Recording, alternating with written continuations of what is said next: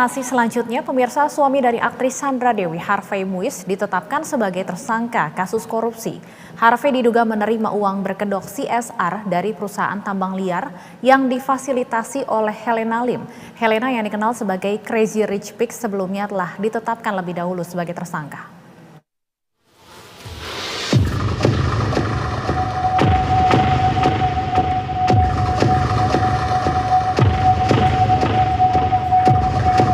Kejaksaan Agung menetapkan suami dari aktris Sandra Dewi, Harvey Muiz, sebagai tersangka dugaan tindak pidana korupsi dalam tata niaga komoditas timah wilayah izin usaha pertambangan PT Timah Tbk tahun 2015 hingga 2022. Dalam kasus ini, Harvey Muiz berperan sebagai perpanjangan tangan dari PT Refine Bangkatin atau RBT guna mengakomodir proses pertambangan liar kepada 6 perusahaan. Harvey kemudian meminta imbalan dari 6 perusahaan tersebut. Penyaluran uang berkedok CSR difasilitasi oleh perusahaan milik Helena Lim, PT KSE. Maka selanjutnya saudara tersangka HM ini meminta para pihak smelter untuk menyisihkan sebagian dari keuntungannya diserahkan kepada yang bersangkutan dengan cover pembayaran dana CSR yang dikirim para pengusaha smelter ini kepada HM melalui PT QSI yang difasilitasi oleh tersangka AMN. Sebelumnya, selebgram yang dikenal sebagai Crazy Rich Pig, Helena Lim, ditetapkan sebagai tersangka Selasa kemarin. Dengan ditetapkannya Harvey Muiz dan Helena Lim sebagai tersangka, hingga saat ini total ada 16 tersangka yang telah ditahan dalam perkara yang merugikan negara akibat kerusakan lingkungan yang ditimbulkan sebesar 271 triliun rupiah.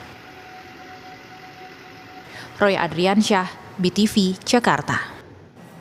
Untuk memperbaharui informasi terkait kasus ini, kita sudah terhubung dengan Kapus Penkum Kejaksaan Agung Ketut Sumedana.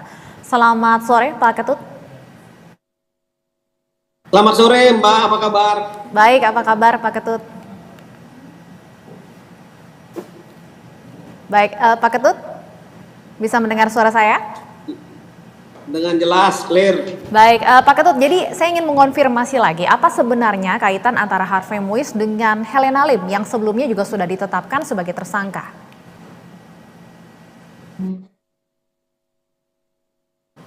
Jadi gini, seperti yang saya jelaskan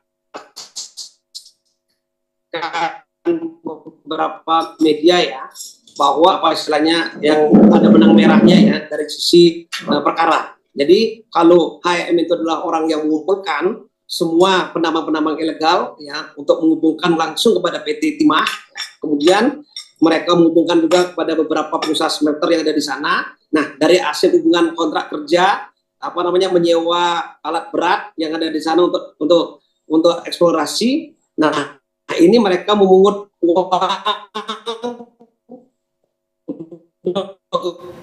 dengan CSR. Nah, dari uang yang dipungut ini, tapi fakta di lapangan yang kita temukan bahwa sebagian untuk kepentingan pribadi dan sebagian digunakan untuk kepentingan usaha, dalam ini usaha manajer hari ini. Seperti itu, Pak.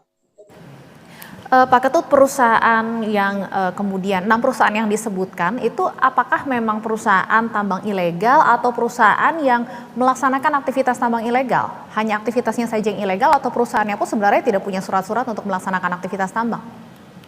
Jadi gini, harus dibedakan perusahaan atau orang per orang yang dikumpulkan dalam rangka penambangan ilegal dengan perusahaan yang mempunyai smelter.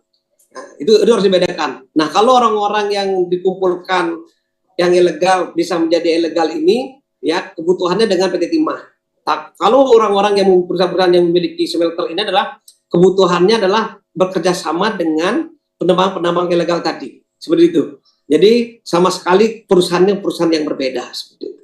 Baik, jadi saya ingin konfirmasi juga penetapan 2 tersangka baru ini, Helena Lim dan Harvey Muiz ini masih dalam pengembangan 14 tersangka korupsi timah sebelumnya.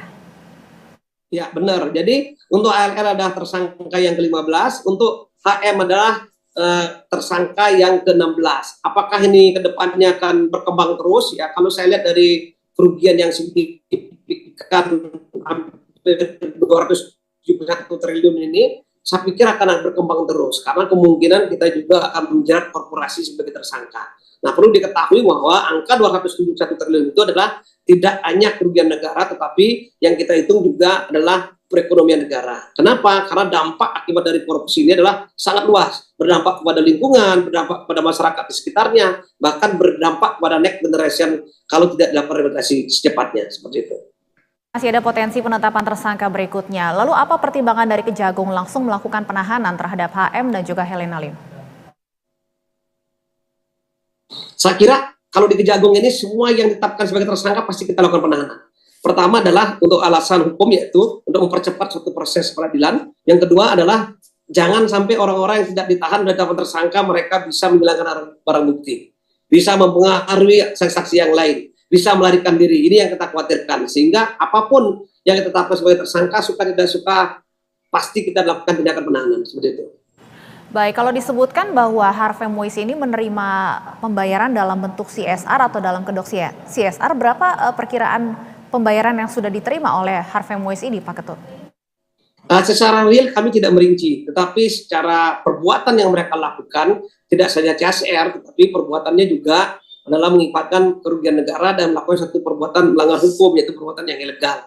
Tetapi sampai saat ini, mohon maaf, kami ini menjadi bukan konsumsi media, tapi itu adalah konsumsi penyidik. Tidak bisa kami ungkapkan berapa realnya mereka menerima keuangan, atau berapa yang sudah didistribusikan kepada HL, atau berapa yang dia terima, tapi untuk penilaian CSR ini belum bisa kami ungkap di sini secara gamblang. Seperti itu. Baik, seperti yang Anda sampaikan tadi, kasus ini masih terus dikembangkan. Kami tunggu tentunya pengembangan penyelidikan kasus ini selanjutnya. Terima kasih Pak Ketut sudah bergabung bersama kami di Berita Satu Sore.